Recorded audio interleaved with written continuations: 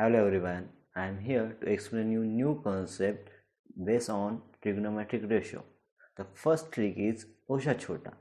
Consider a figure, then S is for sin theta, C for cos theta, T for tan theta. O represent opposite side of theta, A represent adjacent side of theta, and H represent hypotenuse of a theta. Then the main formula is sin theta is equal to O upon H, cos theta is equal to A upon H, and tan theta is equal to O upon A. Then all the remaining formulas just like cot theta, sec theta and cosec theta are opposite to them.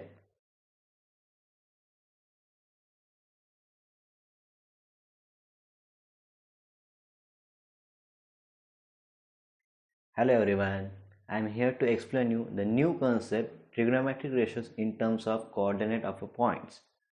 Consider the figure given below. This formula is same as Osha Chota, just replace O for Y, H for R and A for X. Then there are all remaining formulas are same. Thank you.